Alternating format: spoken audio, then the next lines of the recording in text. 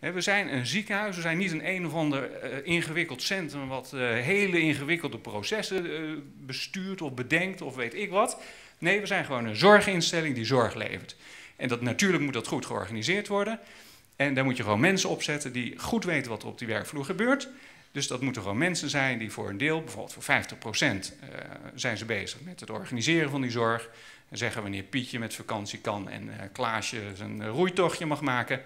En voor de andere tijd gewoon werken. Gewoon aan het werk zijn. Net zoals ik ook elke dag gewoon op mijn werk doe. Ik zit ook niet de hele dag ingewikkelde schema's in te vullen over wanneer wie nou moet komen werken. En dat zie je dus terug in die 3 onderdelen van het ziekenhuis.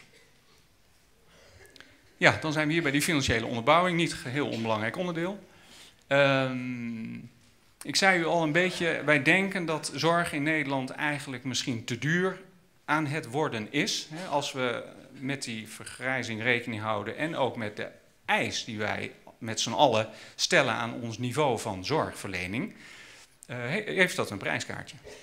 En het lijkt erop dat de bestaande zeg maar bronnen voor de financiering van die zorg een beetje gaan uitputten.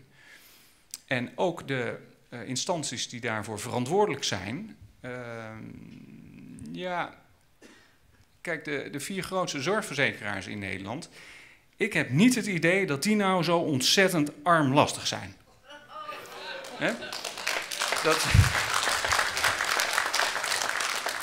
Ik geloof werkelijk niet dat wij medelijden moeten hebben met de directie in die organisaties. Dat is gewoon een feit. En als wij ons realiseren dat grote zorgverzekeraars 3 tot 4 miljard euro winst maken in Nederland, ja, dat vind ik persoonlijk best lastig uit te leggen. Als ik met die mensen praat, dan zeggen ze wel van ja, luister, we maken inderdaad wel wat winst, maar dat moet ook, want dat vraagt Europa van ons, bijvoorbeeld. Die zeggen van ja, er komt nog zo'n bulk aan ziektekosten komt er op ons af, dus wij moeten wel wat reserves in de pot gaan krijgen. Nou, dat zal zeker voor een deel zo zijn, maar het is mij nog niet helemaal duidelijk of dat nou ook echt in die bedragen van die zoveel miljard moet gaan. Dat staat wel ter discussie, denk ik. Maar feit is dat we ermee te maken hebben. En feit is ook dat we dus moeten nadenken over hoe we misschien die zorg op een alternatieve manier deels moeten gaan financieren. En dan kun je dus aan een aantal dingen denken. Daar hebben wij ook over nagedacht. Als eerste, om maar bij onszelf te beginnen, wij denken dat we gewoon zelf wat in dat ziekenhuis moeten gaan investeren. Dus de dokters die in het ziekenhuis werken, die moeten gewoon voor een deel gaan investeren in dat ziekenhuis. Dat is voor een deel ook iets wat de overheid ook eigenlijk van ons vraagt. Misschien heeft u daar iets van meegekregen, maar met ingang van 2015 komt er weer de zoveelste verandering in de financiering van de zorg op ons af. Betekent in ieder geval dat als je hebt vrij gevestigde dokters, je hebt dokters in loondienst en degenen die vrij gevestigd zijn, die moeten ook voor de overheid wat gaan investeren in het ziekenhuis om hun status als vrij ondernemer te behouden. Nou, wij denken dat dat inderdaad, daar sta ik ook eerlijk gezegd wel achter. Want ik vind eigenlijk dat je ook best mag zeggen dat een ziekenhuis in een zekere zin een bedrijf is, waar je ook best verantwoordelijkheid financieel als werknemer in mag hebben. Dus dat concept sta ik eigenlijk eerlijk gezegd wel achter. En ik denk dat in ons financiële plaatje dat misschien ook wel net iets meer kan zijn dan de strikt minimale grens die de overheid aan ons vraagt. Dan heb ik als tweede natuurlijk de ziektekostenverzekeraars genoemd. Natuurlijk moeten die betalen. Ten slotte geeft u uw 100 euro per maand aan die ziektekostenverzekeraar. Dus het lijkt me niet onlogisch om ook te vragen aan die zorgverzekeraar om ook wat geld terug te geven. Via allerlei mooie modellen, maar gewoon terug in dat ziekenhuis. En dan als derde dat sociaal ondernemerschap. Dat is een beetje, ja, misschien een beetje modieus, maar is toch wel vind ik zelf al een leuk onderdeel. Want wat je daar zou kunnen doen, dat is eigenlijk ook weer niet zo oud. Hè? Er is een gezegde, er is niets nieuws onder de zon. En daar sta ik eigenlijk wel achter. Hè? Want ja, je kan dingen soms even een ander naampje geven, maar de kerngedachte erachter, die is eigenlijk wel, denk ik, bekend. Dat is eigenlijk tenslotte natuurlijk ook gewoon uw luciferdoosje en uw centen die u in onze, niet de meest recente, maar de MRI die daarvoor gekomen is, die daar ingegaan zijn. Maar je zou dat iets kunnen professionaliseren en dat zou je dan dus kunnen doen op die manier zoals die hier staat, dat je als bedrijf, ik zie het ziekenhuis dan toch als een bedrijf, dat je als bedrijf aandelen gewoon gaat uitgeven en dat u allemaal, als u dat zou willen, een aandeeltje kan kopen. Of 5 of 10, maakt niet uit.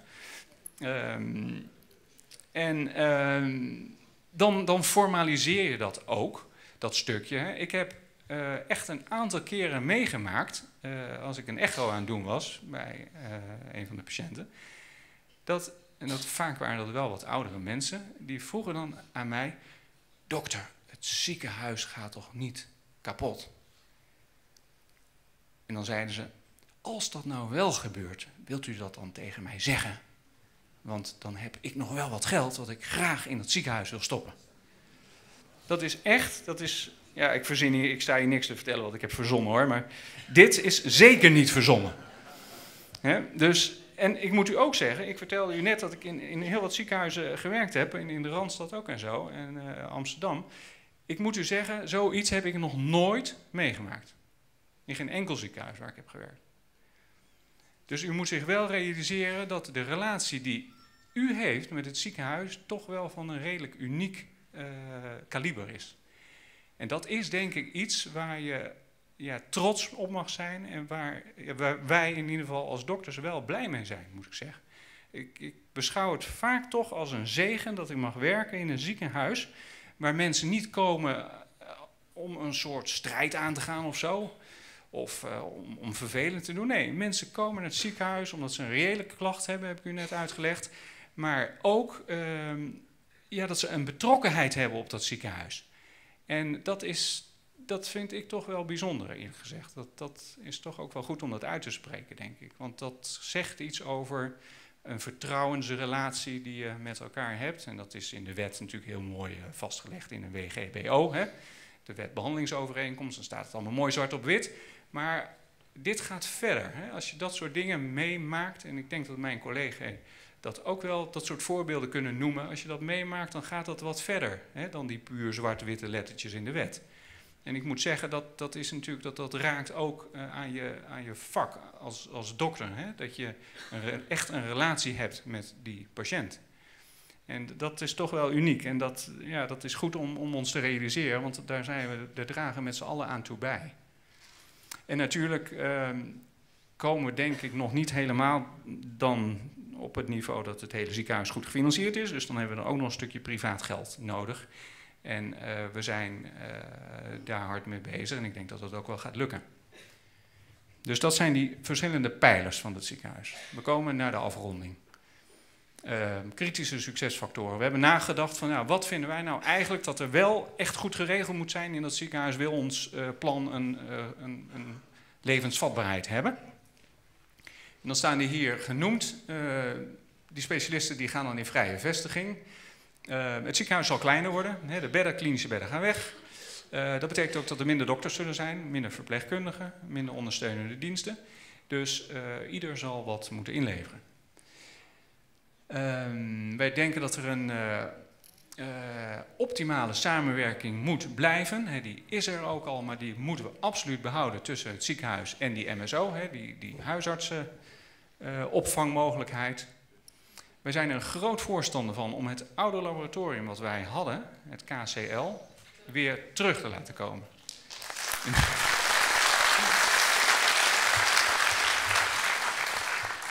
Ja, dat is een compliment voor alle betrokkenen van het KCL natuurlijk.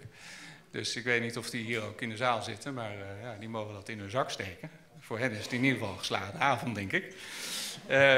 Maar dat is ook wat wij hebben teruggehoord van de huisartsen. Ja, die vinden het echt een erge verschraling en verslechtering van de zorg met de komst van het lab uit Drachten. En ik moet eerlijkheidshalve zeggen dat ik dat als dokter ook wel een beetje vind. Dat hebben wij vaak terug horen komen, verschillende collega's met mij, dat daar toch, ja, je kan het moeilijk of niet moeilijk over doen, maar feit is gewoon dat wij op verschillende punten daartegen aangelopen zijn en daar eigenlijk echt de balen van hadden. Ik moet u zeggen dat ik wel eens een CT-scan heb moeten maken van een patiënt. En ik weet niet, misschien dat u dat wel eens heeft meegemaakt, maar dat je dan moet je contrast geven bijvoorbeeld. Dan moet je gaan aantonen of iemand bijvoorbeeld een propje in zijn longslagader heeft. Nou, dan moet je iemand contrast geven, dan moet je een CT-scan maken. Dat is toch iets meer dan eventjes je neusharen knippen. Dat moet u zich wel realiseren. En dat hebben wij wel eens moeten doen, omdat wij het gevoel hadden dat er in die bepaling van die laboratoriumwaarden bepaalde dingen toch niet helemaal pluis waren. En ja goed, wij kunnen geen risico's nemen. Dus dat betekent dat als wij daar ons niet volledig op konden vertrouwen, moesten wij die vervolgstap doen. Maar je wil die vervolgstap natuurlijk niet voor niets doen. Dat zult u met mij eens zijn. En wij willen dus absoluut kunnen vertrouwen op ons laboratorium. En die ervaringen met dat KCL waren op dat punt goed. En we willen die kwaliteit absoluut terug hebben op datzelfde niveau. En dan als laatste, die zorginhoudelijke en ziekenhuisoverstijgende elementen, die zou je goed kunnen samen doen met de structuur die er bestaat in het MCL. En dan moet u denken aan allerlei administratieve dingen, kwaliteitsfunctionaris, dat soort functies. En ja, als laatste de publieke opinie. De patiënten en de artsen moeten op één lijn zitten. Kijk, dat is een mooie om mee af te sluiten. Wat u hier ziet, u denkt misschien dat het een ondergaande zon is.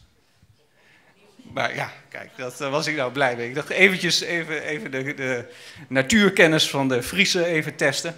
Het is hier inderdaad niet een ondergaande zon, maar dit is de opgaande zon. Wij denken dat de toekomst van het ziekenhuis niet past bij een ondergaand zonbeeld, waar het donker en duister gaat worden, waar de lichten uitgaan. Maar wij stellen ons in de positie dat we vinden dat er weer een nieuwe toekomst moet liggen voor het ziekenhuis, die wel iets anders zal zijn. De nieuwe dag zal anders zijn dan de dagen die achter ons liggen. Maar wij zien wel een toekomst voor het ziekenhuis en willen daarmee met dit beeld afsluiten.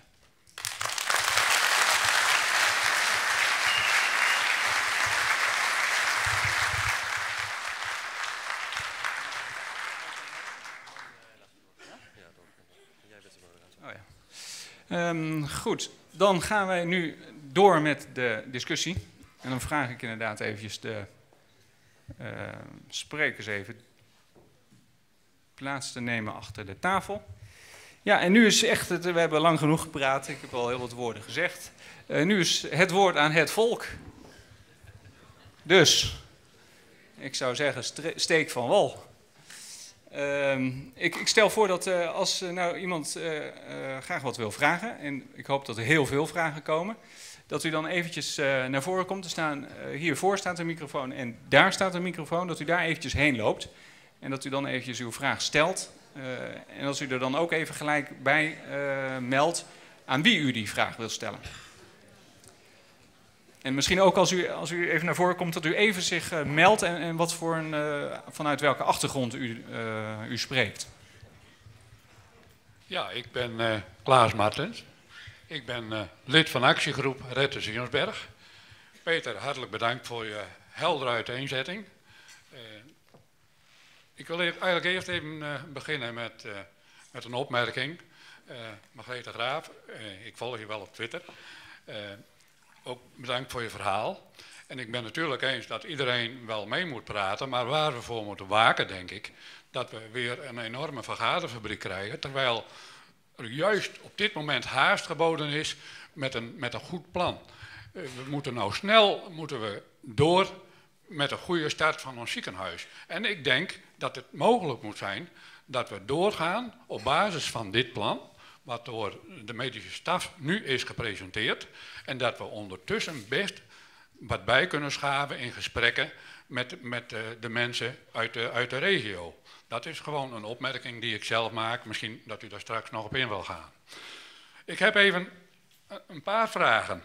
De eerste vraag is even, wat mij het meest opvalt, is dat je de acute zorg in kantooruren wil doen. Nou, als je mij vraagt, acute zorg kan niet in kantooruren, want acute zorg is acute zorg. Die ontstaat niet precies in kantooruren. En ik begrijp dat de kosten het punt zijn. Hè? En nou is even mijn vraag, is het inderdaad zo dat de zorgverzekeraars uiteindelijk beslissen of die acute zorg door mag gaan, hier 24 uur per dag en 7 dagen in een week, bepalen de zorgverzekeraar dat, want de zorgverzekeraar is toch zorgplichtig. Ja? Dus de zorgverzekeraar is verantwoordelijk dat de zorg goed verleend wordt. En als die dan in een regio als de onze iets extra gaat kosten, dan ben ik van mening dat de zorgverzekeraar daar ook iets extra's voor over moet hebben. Dat is mijn punt. En ik was dus vorige week bij een vergadering van CVA-patiënten, van de CVA-patiëntenverenigingen. Daar zaten 40 mensen om tafel die heel erg bezorgd waren voor het verdwijnen van die goede zorg voor CVA-patiënten die juist hier in de Zionsberg aanwezig is.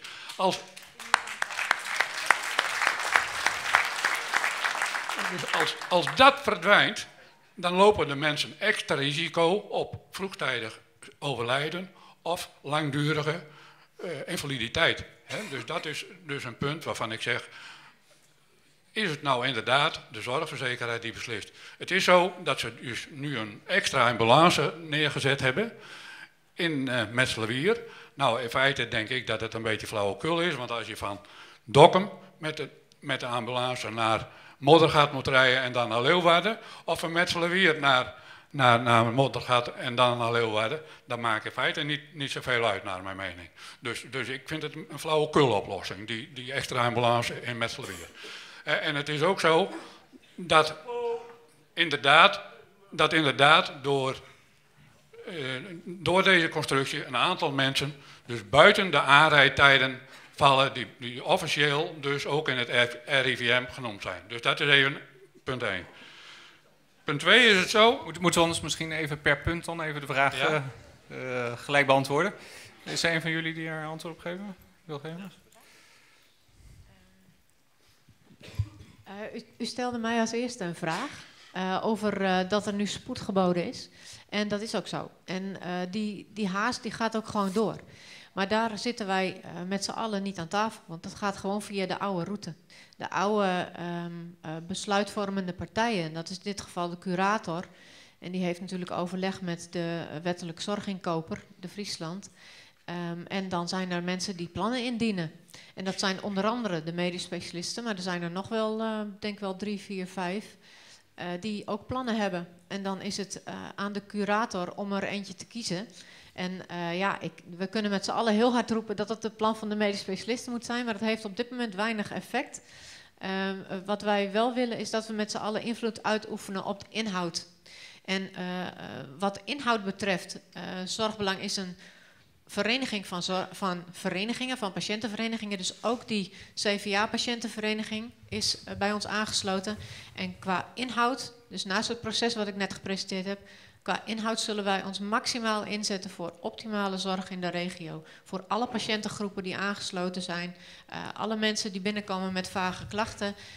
Dus het moet gewoon per zorgveld, per patiëntengroep gekeken worden. Wat is goede zorg en waar moet je dat dan krijgen?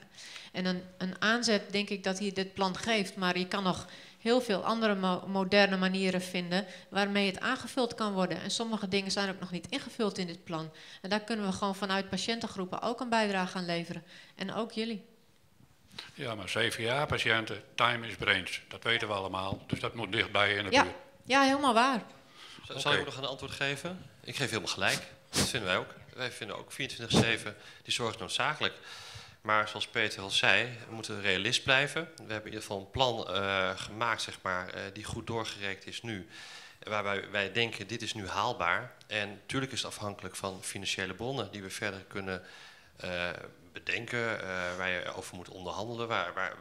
Maar dit, zeg maar, wat we nu hebben berekend, is het maximale wat we nu goed kunnen draaien voor een aantal jaren. En ik vind gewoon dat de acute zorg, zoals je omschrijft, gewoon haalbaar moet zijn in deze regio. En daar gaan we ook voor. Maar dit is een basis, zeg maar, en hierop kunnen we voortbouwen. Dit is niet het eindmodel. Oké, bedankt. Dan heb ik nog even een vraag over geld en subsidies. Het was zo, vorig jaar had je een kleinschaligheidstoeslag, begrijp ik. Maar het schijnt ook dat er dus een beschikbaarheidsbijdrage is van de overheid, die aangevraagd zou moeten worden bij de NZA, de Nederlandse Zorgautoriteit. En die beschikbaarheidsbijdrage, die is vooral, wordt die beschikbaar gesteld voor de acute zorg. Is het zo dat de verzekeraar die aan moet vragen? En heeft de verzekeraar die aangevraagd? En koopt dan bijvoorbeeld de Friesland die acute zorg bij jullie in? Want ik begrijp dat DSW dat wel doet. Maar hoe zit dat met de Friesland? Kan iemand daar dus antwoord op geven?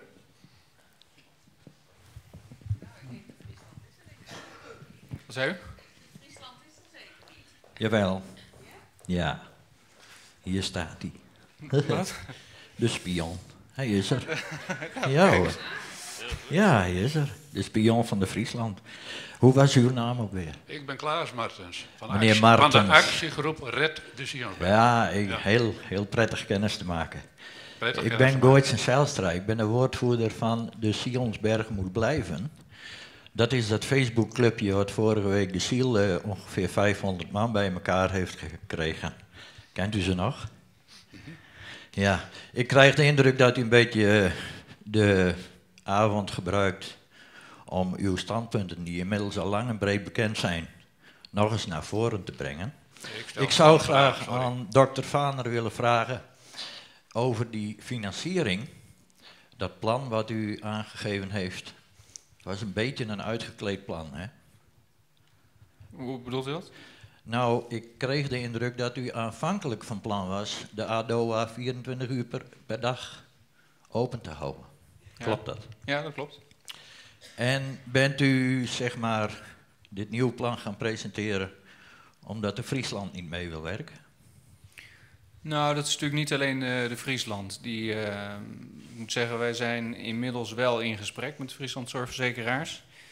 Dat heeft wel even tijd nodig gehad voordat dat mogelijk werd. Maar dat is nu wel zo. Het ligt niet zo dat zij zo concreet stellen dat zij geen geld daaraan willen besteden. Het is wel zo dat zij, en dat doen ze al ongeveer 2 jaar, heel duidelijk zich uitspreken dat in hun optiek een 1,5 lijncentrum het maximale is wat er in deze regio naar hun idee geboden zou moeten worden. Dat is duidelijk. Ik ben trouwens niet van de Friesland om mensen, ik ben gek. Zou u het graag willen? Die ADOA 24 uur per dag open. Want ik vond dat er in de presentatie wat tegenspraken zaten, namelijk dat als de huisartsen graag de eerste lijn willen, en die willen dat graag met ruggespraak met de medisch specialisten, dan kunnen ze dat tussen 12 en 8 uur niet doen. Klopt dat? Nou, dan moeten ze dat inderdaad op een andere manier doen, hè? Omdat de ADOA tussen 5 en de volgende morgen 8 dicht is, ja, toch? Dat klopt. Dan krijgen we de situatie waarover onder andere recentelijk zoveel reboelie was, namelijk ook nog eens de huisartsenpost die dicht ging. Hè? Dus met andere woorden, de beste optie is toch een open ADOA, 24 uur zorg. Weliswaar niet de multilevel traumapatiënt. Gooitsen, ik grijp bij Je hoeft daar niet heen. Volgens mij stellen Klaas Martens eerste vraag. Ja, dat weet ik. Oké. Dat weet ik. Maar dat zijn allemaal vragen die kunnen ook door Terken beantwoord worden. Hè? Toch? Ik had even een vraag over de beschikbaarheidsbijdrage. Maar misschien kan, want ik heb wethouder Sikkel Boersma ook gezien in de zaal, misschien kan die daar straks nog even op ingaan hoe hij daarover denkt. Ja, ik kan er wel iets over zeggen hoor. Die beschikbaarheidsbijdrage die wordt inderdaad afgebouwd naar het niveau van 0 in 2 jaar. En het is ook zo inderdaad dat de NZA degene is die die zorg toewijst. Maar dat gaat louter en alleen inderdaad om de acute zorg. En we zijn inderdaad in Den Haag geweest, en dat heeft u misschien wel gemerkt. En als je dan hoort hoe de minister Schippers daar stelling in neemt, dan is dat vrij duidelijk. Zij zegt, de acute zorg, en eigenlijk alle zorg, moet lokaal goed geregeld worden. En daarin is de verzekeraar leidend. En achteraf wordt die zorg getoetst door de NZA. Dat is hoe de spelregeltjes zijn. En het is nu zo dat de zorgverzekeraar zegt dat die acute zorg zeer stringent wordt gemonitord. Dat daar om de 2 dagen wordt er een evaluatie gedaan naar hoe precies de ambulanceritten in het gebied zijn. En dat ze precies weten waar welke patiënt naartoe gaat. Zeggen ze, ik kan dat niet controleren, dus ik weet ook eigenlijk niet of het waar is. Maar dat is wel zoals ze daar zelf over spreken. En ze zeggen dan dus dat in hun optiek die acute zorg gewaarborgd is op dit moment. Of dat feitelijk ook echt zo is, ja, dat zal de tijd moeten uitwijzen. En als dat niet zo is, dan zal de NZA de partij zijn die daar tegen ingaat. Ja, maar die weten niet waar Dokkum ligt, denk ik. Maar goed. Goed. Nou, inderdaad, ik denk dat je wel... Maar Zorgbelang weet wel waar Dokkum ligt. En als er iemand dit in zijn omgeving meemaakt, dan wil ik dat heel graag horen. Als er iets misgaat met acute zorg, wil ik dat heel graag horen. Ja, het is inderdaad wel wat net even gememoreerd werd, die zogenaamde door to needle time, de tijd die verloopt tussen het moment dat iemand de kenmerken van een CVA krijgt, tot het moment dat hij in het ziekenhuis is en daadwerkelijk medicijnen daarvoor krijgt. Die tijd was, dankzij de neurologen, ik zag er hier net eentje zitten, was in Dokkum de kortste tijd van heel Nederland nota bene. En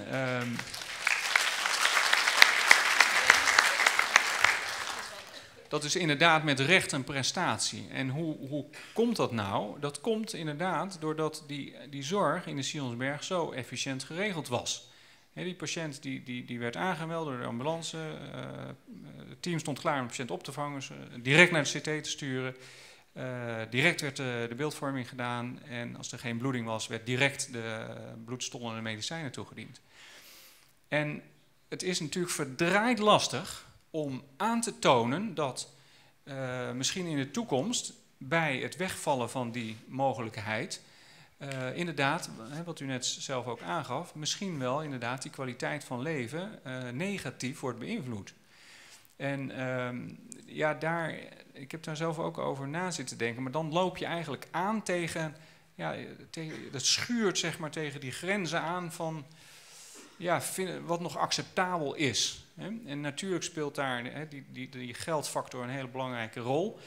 Maar het zou natuurlijk wel heel zuur zijn als we bij wijze van spreken over 10 jaar moeten constateren dat bij langetermijnanalyses inderdaad de CVA-patiënt in Dokkum na follow-up van 5 jaar of 10 jaar een slechtere kwaliteit van leven heeft in 2020, bij wijze van spreken, dan die had in 2014.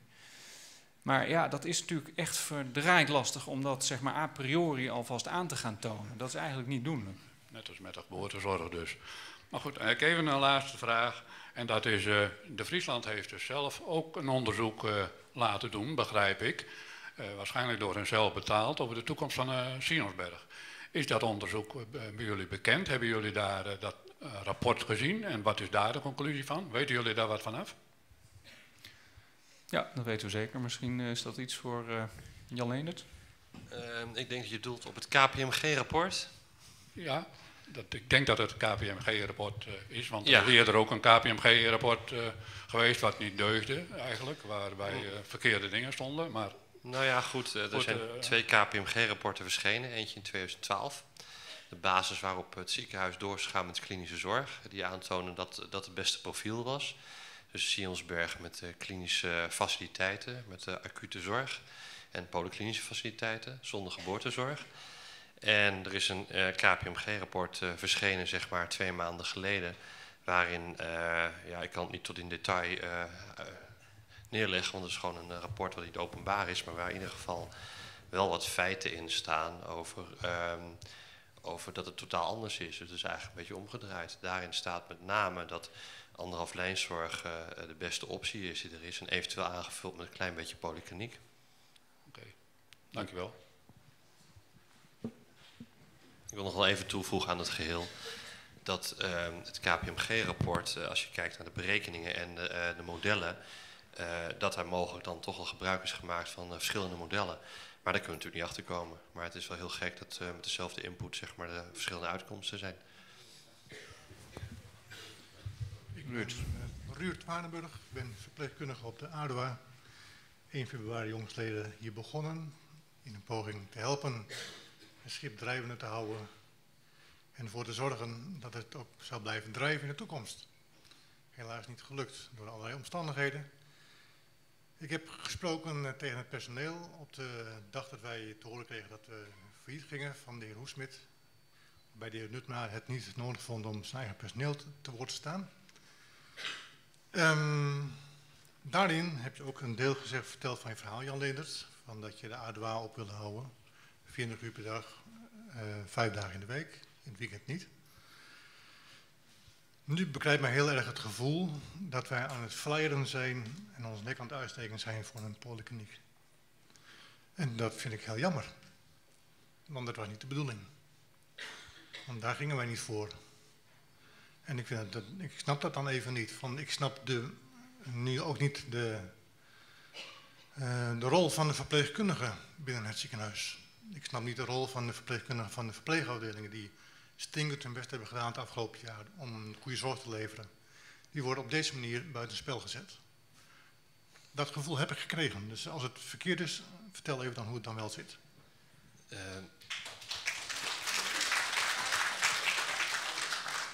Nee hoor, de rol van de verpleegkundige wordt enorm gewaardeerd. Wij hadden natuurlijk niet tijd om alles tot in detail te vertellen.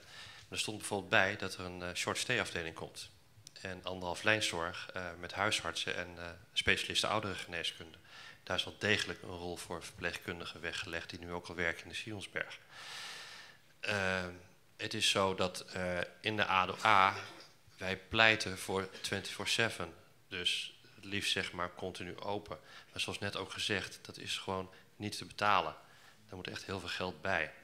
Dus dat kunnen wij gewoon niet beloven. Dat gaat gewoon niet. We hebben het alle kanten op berekend. We hebben bezuinigingsmaatregelen toegepast. Het is gewoon niet mogelijk.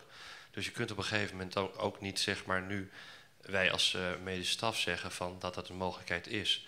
Dus daarom hebben we ook gezegd van dit is het minimale model waar we mee kunnen werken. En we willen hierna dat modulair verder op gaan bouwen en eventueel op gaan schalen. Als daar gelden beschikbaar voor komen.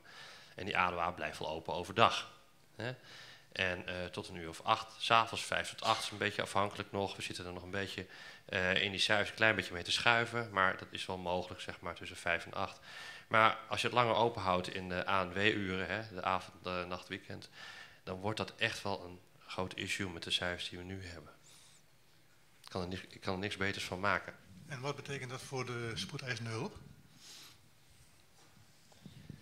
Er zijn namelijk vacatures voor spoedeisende hulpverpleegkundigen in de regio. Ja, wij hebben nu geen spoedeisende hulp. Hè? Die gaan we niet meer krijgen. Die gaan we ook niet meer krijgen. Nee, dat denk ik ook niet. En gipsen en dergelijke in de avonduren? Zeker. Daar gaan we slimmer op inspelen, zeg maar. Vooral overdag in de avonduren. Maar daar zullen we toch een modus voor moeten vinden met de huisartsen. En ja, het is gewoon niet betaalbaar nogmaals. Dus daar moeten we een modus in vinden hoe we dat op gaan lossen. Dus dat betekent ook dat als mensen toch een beetje ziek zijn, dat we ze om 4:30 moeten gaan kijken, nou, haalt hij 5 uur nog of moeten we al een ambulance gaan bestellen naar Leeuwarden? Ja. Waarschijnlijk wel, ja. Tenzij. En nogmaals, wij pleiten, dat ligt niet in ons hart hoor, om die ADOA eerder te sluiten. Absoluut niet, want we weten, ik heb het ook laten zien met die cijfers, hoe goed het werkt. En hoeveel patiënten er komen in de nacht en hoeveel er overdag komen. Dat willen wij niet. Absoluut niet. Maar het is gewoon zo moeilijk om dat rond te rekenen, dat stuk ADOA. Dat is gewoon echt heel moeilijk. Mag ik de verpleegkundigen verzoeken om al hun kennis mee te nemen in het proces naar 17 januari? Want het is erg belangrijk dat jullie ook gewoon gehoord worden. Zou het best kunnen zijn dat er een heleboel verpleegkundigen 17 januari ergens anders werken? Dat zou kunnen, dat zou heel jammer zijn. Ja, nou ja, dat kan gebeuren. Ik denk dat heel veel gespecialiseerde verpleegkundigen nu gaan denken van, dat is mooi kut. Van, ik ga op zoek naar een ander werk. En dat geldt ook voor specialisten. En een failliet ziekenhuis is ook mooi kut. Ja. Voor iedereen. Nee, ik vind dat klopt inderdaad. We moeten nu gaan opbouwen. En we kunnen niet gaan denken van we gaan hetzelfde doen als er eerder was en daarvan uitgaan. Dat we gewoon met elkaar, met iedereen die we kennen, in één keer instappen morgen en gewoon weer verder gaan. Dat gaat gewoon niet. Die tijd is het nu niet en de financiën zijn er ook niet voor. Dat is gewoon een feit. Dus we moeten weer gaan bouwen. We moeten weer gaan bouwen vanaf de grond. Mag ik nog één zin op loslaten? Ik ben ook de webmaster van de website www.desionsbergmoetblijven.nl. Op de welkomstpagina, daar staat een eindzin. Ik weet niet of u hem gelezen heeft. Daar staat, wat soort wijze je. Wij zetten hier in 3 dagen een halve stedentocht op poorten. Die zwarg in Noordoost-Friesland, daar rijden wij ook wel mee.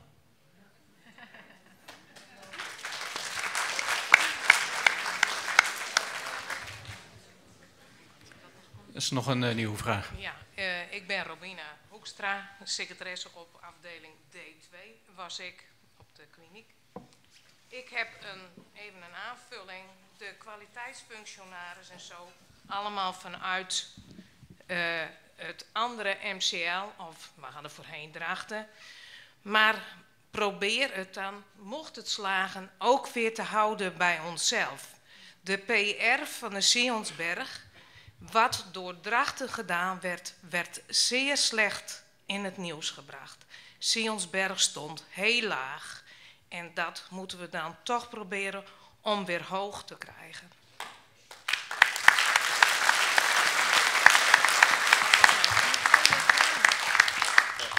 Ja, nee, daar ben ik het absoluut mee eens. Ja, en ik bedoelde ook in die overstijgende functionaliteiten meer dat je een stuk... Je kan als klein ziekenhuis niet zeg maar op alle punten het niveau en expertise leveren zoals dat op alle punten soms geëist wordt. Maar zeker moet je denk ik kijken naar alle kwaliteiten die er zeg maar in de oude setting waren. Dat je die uiteraard zoveel mogelijk opnieuw kan inzetten in de nieuwe vorm, zeker. Ja. Een van de belangrijkste punten blijft de kwaliteit. Daar zullen we op blijven inzetten. Die slag hebben wij gewonnen en die gaan we gewoon voortzetten. En we weten hoe het moet ondertussen. Verder is zo de PR. Daar maken we tegenwoordig ook heel handig gebruik van de sociale media. Zorgkaartnederland.nl en zo zijn er meerdere voorbeelden. En daar zie je al in dat we voorop lopen in Nederland. Hè. Er zijn nog 2 andere ziekenhuizen die veel gebruik van maken. Maar wij doen dat zeker ook heel uitgebreid.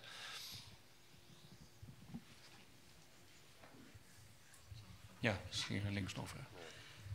Ik ben Carla Eickhout, inwoner van Noordoost-Friesland en tot vorig jaar mei medewerker van Passana. Ik zou vreselijk graag met al deze mensen en met een heleboel inwoners door willen gaan op de oude manier. Maar we moeten eerlijk zijn en ik vind dat dat echt prijs is in jullie plan. Dat je zegt, jongens, we moeten reëel zijn. Het moet haalbaar zijn, het moet uit kunnen.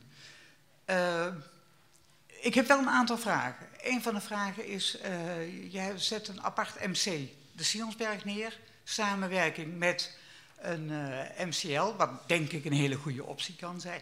Alleen hoe hou je als specialist je deskundigheid in peil? Je kunt niet alleen varen op je polyklinische ervaring. Je hebt ook je klinische ervaring nodig. Dus hoe denken jullie dat te kunnen invullen in vliegen of hoe dat je het ook maar wilt benoemen? Dat is één van de vragen. Maar we kunnen ze ook stuk voor stuk laten. Ja, dat is wel makkelijk, hè? Wil Jan-Leen er iets Ja, zeggen? ik zal er even antwoord op geven. Dat is niet een eis hoor, voor alle specialismen, dat je klinische vaardigheden moet onderhouden. Er zijn genoeg specialismen die bijvoorbeeld alleen polyklinische vaardigheden hebben, die ook alleen in polyklinische settings werken en daarbij ook hun vaardigheden bijhouden. Dus het is wel zo dat je bekwaamheid moet hebben, bijvoorbeeld in het verrichten. Ja. Hè? Van bijvoorbeeld voor de cardioloog geldt voor hartkatheterisaties, pacemakers, et cetera. Maar dat zijn kwaliteiten die je wel bij kunt houden door bijvoorbeeld slim daarmee om te gaan. Om er samen bijvoorbeeld pacemakers te implanteren. Hè? En bijvoorbeeld samen een ruimte voor te huren, dan wel zeg maar samen gebruik te maken daarvan in een ander ziekenhuis. Dat kan prima. Maar niet elke specialist wil elke vaardigheid behouden. Hè? Dus daar kun je gewoon heel duidelijk keuzes in maken. Maar je moet wel een coherente groep hebben. En dat is veel belangrijker, denk ik. Ja. Die samen dat wil dragen op de schouders en bijvoorbeeld dat goed wil verdelen met elkaar. Ja. Mijn volgende vraag is eigenlijk, je wilt samenwerken met private ondernemers, eventueel investeerders erin betrekken. Prima, hartstikke goed. Op een gegeven moment staat er eventueel dividend uitkeren, maar volgens de wet is dat op dit moment nog niet mogelijk. Nou, hoe willen jullie dat dan gaan invliegen?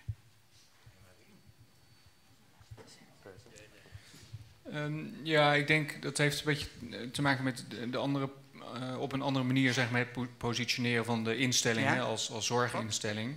En ik denk dat dat wel, die mogelijkheid wel gaat geboden worden. En het is ook niet, ook daarin zijn we niet zeg maar de enige, die eerste in Nederland. Hè. Er zijn op verschillende andere plekken ook waar dit soort initiatieven aan het ontstaan zijn. Ja.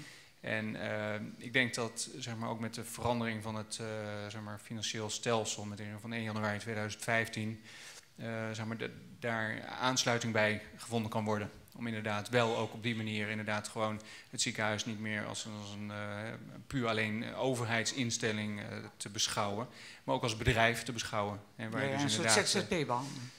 ZZP? Ja, ZBC. Zelfstandig, ja. Ja, inderdaad. Dus dat je op die manier ook gewoon wel bij winsten ook die gewoon weer kan laten terugvloeien naar de aandeelhouders. Ja. Okay. Ja, er waren nog veel meer vragen, maar ik weet ze nou even niet meer. In ieder geval, heel veel succes en ik ben heel benieuwd naar het vervolg. Succes. Dank u wel.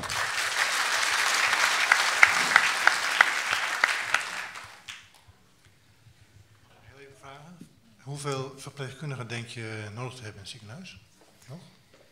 Eens even kijken, dan moet ik eventjes denken. Nou, er waren er nu nog 130. Hè? Er zal nog wel weer een reductie van zo'n beetje 50% weer plaats moeten vinden. Ja. Maar dus in de orde van 70, zeg maar, zo zou je moeten denken. En hoeveel bedden van de Aduwa wil je open doen? 8. Hoeveel verpleegkundigen heb je daarvoor nodig? Heb je allemaal gespecialiseerde verpleegkundigen voor nodig? Ik dacht iets van in de orde van 16, 12, ja. 12, 16 in die orde van grootte. Kunnen daar ook gewone verpleegkundigen werken? Of strookverpleegkundigen? Nee. Nou, mooi zo, hè? Maar we hebben wel een short stay. Die staat ook in ons plan. Dat Short gaat stay? Ja, 15 tot 20 bedden short stay. Krijgen we een neurologiepatiënten terug? Ja, weet je, nogmaals, wij moeten gaan bouwen. We moeten het nu gaan bouwen. En we zitten ik wil weten waar ik voor aan het flyeren ben. Ja, precies. Dat ik wil weet ik weten ook waar wel. ik mijn nek van uitsteek. Ja. Ik wil weten wat mij moet drijven om het ziekenhuis overeind te houden. Ja, nee, maar... En dat willen de meeste mensen hier ook weten. Van, Ik denk dat niemand dat op dit moment kan zeggen, want er is zoveel onzeker onderweg. Het enige wat we nu op dit moment zeker weten is dat het ziekenhuis failliet is. En daar is iedereen zich kapot van geschrokken. Want de eerste die in 20 jaar failliet ging was het Ruwaard van Putten ziekenhuis. En dit is de tweede in Nederland. Het is bijna niet te bevatten wat er dan gebeurt. En dat er opeens curatoren de baas zijn. Hoe zit dat? Juridisch. Iedereen is zich als een razende aan het inlezen daarop in. Hoe hou je zeg maar, patiëntenbelangen overeind? De medewerkersbelangen. Dus niemand weet wat er op dit moment aan de hand is. En ik denk dat wat Jan Leendert zegt heel belangrijk is. Er is nu niks. Als we niet oppassen, is er niks. Wij hebben nu een kans om met z'n allen te proberen om weer iets op te bouwen. Maar dan moeten we het wel samen doen. En we kunnen niet aan elkaar beloven, tuurlijk joh, we houden alles open. Dat bestaat gewoon niet. Als we dat hadden gekund, dan hadden we het jaren geleden al gedaan. Dan hadden al die bestuurders dat heel makkelijk gekund. Zo makkelijk was het blijkbaar niet. De minister heeft waarschijnlijk ergens een kaart met kritieke en minder kritieke ziekenhuizen. Deze stond er niet op. Maar wij willen wel goede zorg in de regio. En hoe gaan we dat dan doen? We kunnen niet alles openhouden, we weten niet alles, maar we willen hier wel goede zorg. Dus bouw alsjeblieft mee. En als je daarvoor flyert, ben ik je in ieder geval namens alle patiënten die ik vertegenwoordig enorm dankbaar.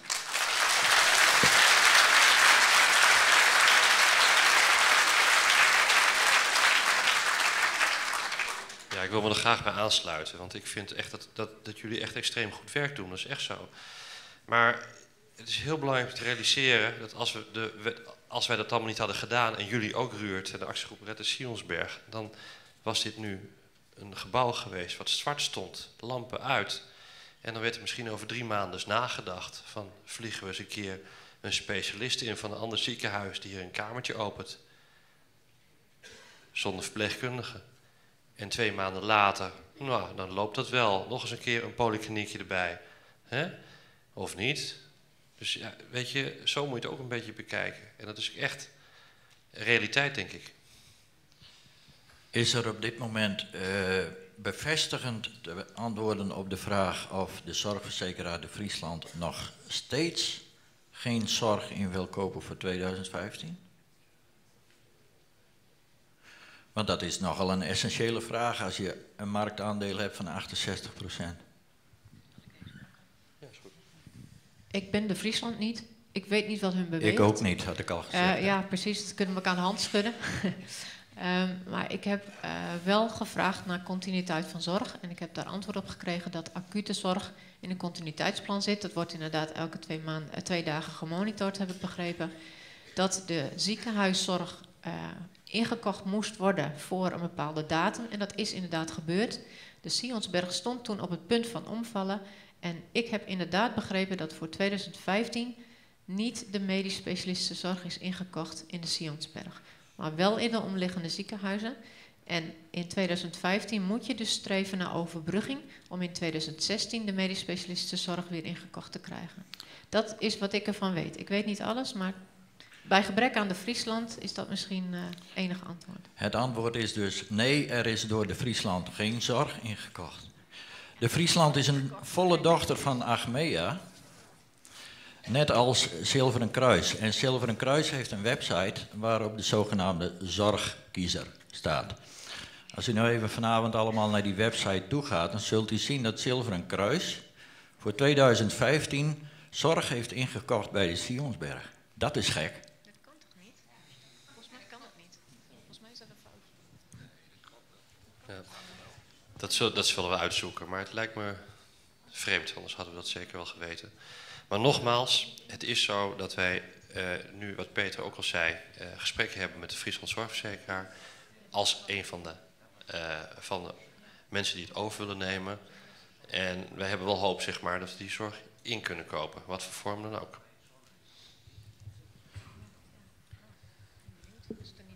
Oké, zijn er nog prangende vragen? Eentje in ieder geval hier beneden.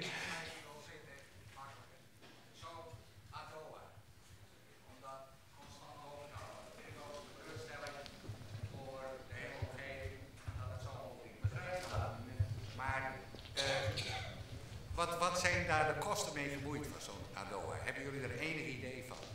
Ja, het openhouden van de ADOA kost ongeveer 1,2 miljoen euro. Dat is toch makkelijk op te lossen? Dan zeggen we tegen de Friesland Zorgverzekeraar, welke zorgverzekeraar dan ook bij aangesloten bent. We betalen €4 premie meer per maand en dan hebben we die ADOA klaar, wat we verplichten we toe.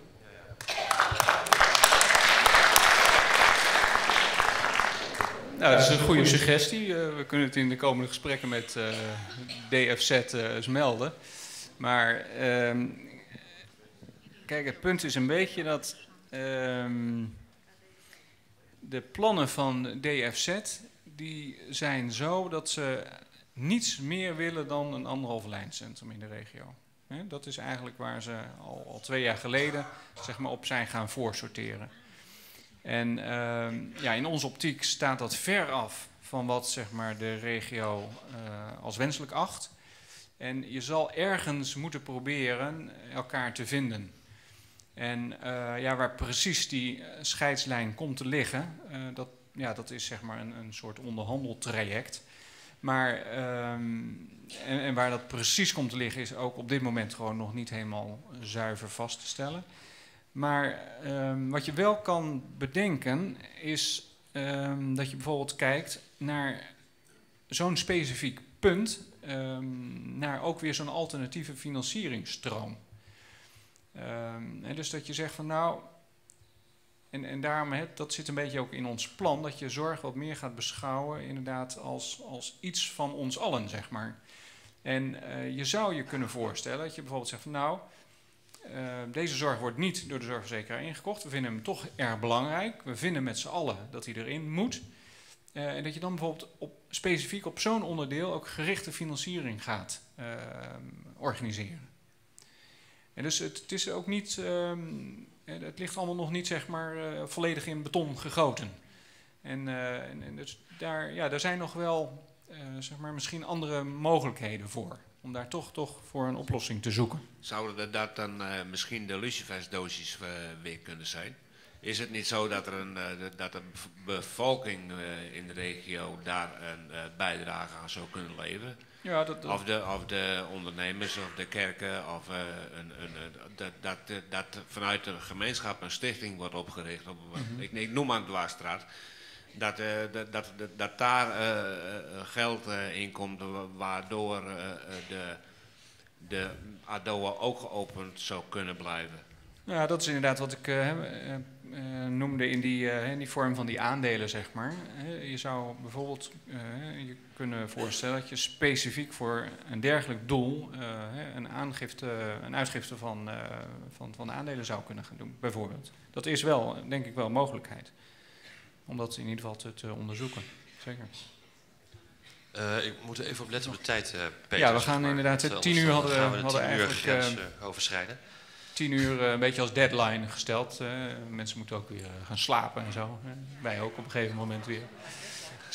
Mag ik nog even? Ja, zeker. Zullen we het u als laatste spreker beschouwen? Mag ik ook nog even? Oké, nog 2. Maar kort maar krachtig gaat.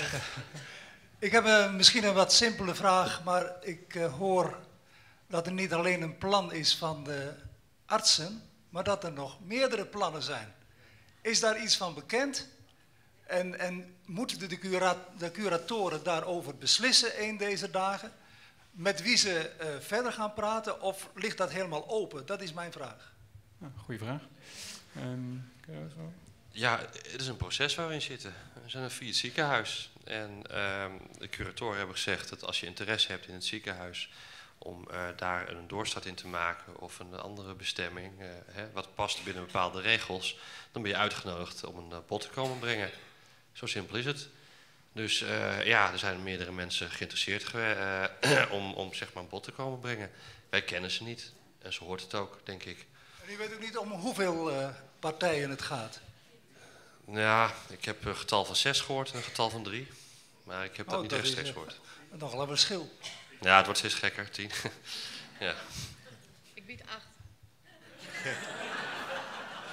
Ik zou zeggen 1, maar ja, het zou vanavond wel de andere gegadigde sieren, dat ze zich ook bekendmaken en ook hun plannen presenteren. Zodat de bevolking ook weet wat hun toekomstvisies zijn. Ik denk dat de bevolking hier van deze regio daar ook recht op heeft. Ik ben het daar helemaal mee eens. Helemaal eens.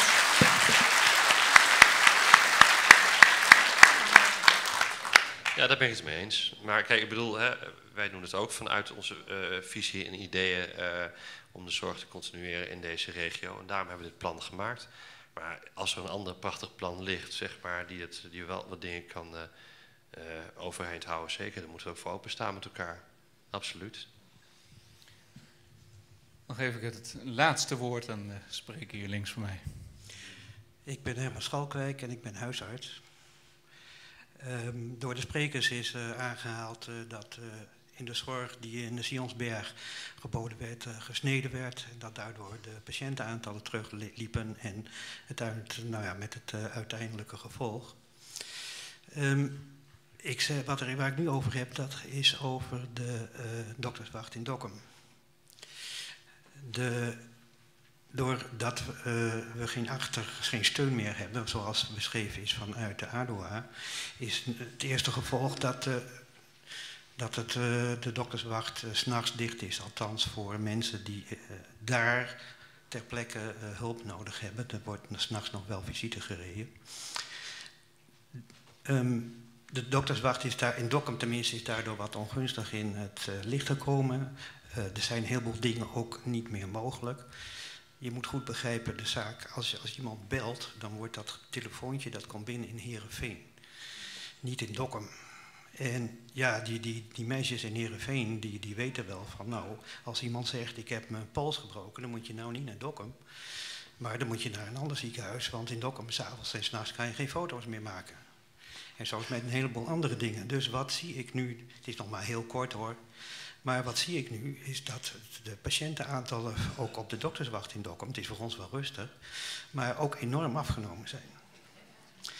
En waar ik dus bang voor ben, is dat je met de kaasschaafmethode die toegepast wordt, misschien ook nog mogelijk is dat over een tijdje 's avonds de zaak dicht is en vervolgens overdag ook. Dus wat heb ik nodig? Ik heb 's avonds en 's nachts ook een röntgen nodig. Ik heb 's avonds en 's nachts ook een chirurg nodig.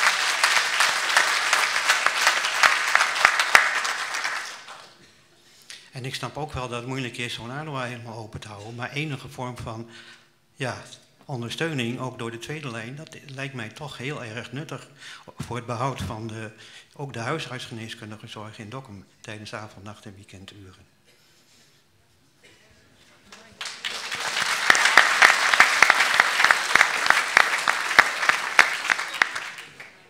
Daar zijn we het helemaal over eens, denk ik. En ik denk ook wel dat daar mogelijkheden voor zijn samen met een MSO. Maar ja, nogmaals, het blijft echt een heel moeilijk probleem. Maar wij vinden ook dat wij die zorg 24/7 moeten kunnen gaan geven. Maar die mogelijkheden zijn er nu niet. Ik nodig u wel van harte uit om dit ook op tafel te leggen. Ik stel hem nog één keer. Willen jullie het zelf niet?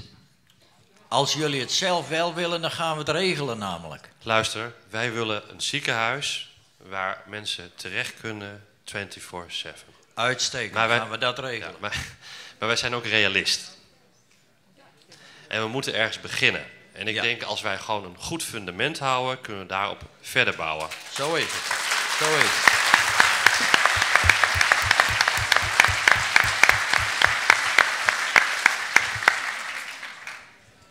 Oké, ik wens iedereen wel thuis en zeer dank voor uw aanwezigheid en de discussie en we hopen tot ziens.